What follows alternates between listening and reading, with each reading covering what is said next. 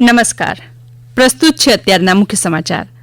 ભારતીય શેરબજાર લાલ નિશાન સાથે ખુલ્યું. સેન્સેક્સ 100 પોઈન્ટ ઘટ્યો. નિફ્ટી 24,150થી નીચલા સ્તરે ખુલ્યો. બ્રિક્સ યુવા પરિષદ અને યુવા સમિટનો આજે ગાંધીનગર ખાતે પ્રારંભ થશે. કેન્દ્રીય ગૃહમંત્રી અમિત શાહ આજથી તમિલનાડુના 2 દિવસના પ્રવાસે. સરકારે દેશમાં પીએનજી કનેક્શન વધારવા માટે એક પ્રોત્સાહન યોજનાને મંજૂરી આપી. ઝારખંડ સરકારે 44 ભરતી પરીક્ષાઓને રદ કરી. ઇન્ડિયા રેટિંગ્સ એન્ડ રિસર્ચે નાણાકીય વર્ષ 2026-27 માટે ભારતના જીડીપી વૃદ્ધિદરનો અંદાજ વધારી 6.8% કર્યો.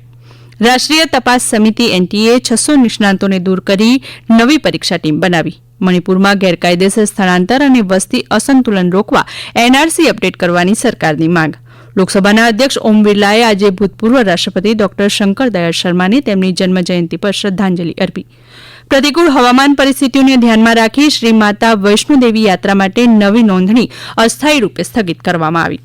ઇઝરાયેલે સિરિયાના ઇદલિબ એરબેઝ પર હવાઈ હુમલો કર્યો.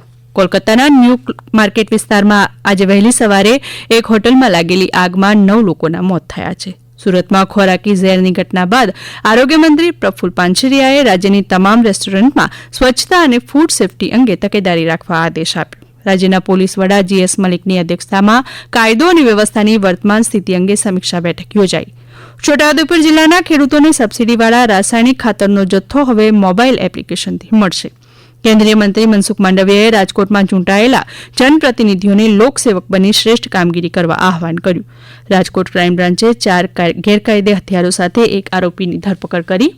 દમણમાં ડૂબતી નાવમાંથી કોસ્ટગાર્ડે 9 માછીમારોને સુરક્ષિત બચાવ્યા. રાજ્યમાં 4 સિસ્ટમ સક્રિય થતાં આગામી 7 દિવસ હળવાથી મધ્યમ વરસાદની શક્યતા.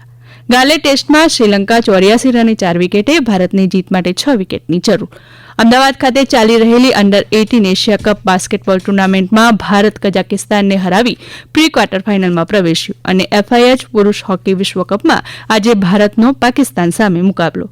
હવે પછી આપ 11 વાગે મુખ્ય સમાચાર સાંભળી શકશો. નમસ્કાર.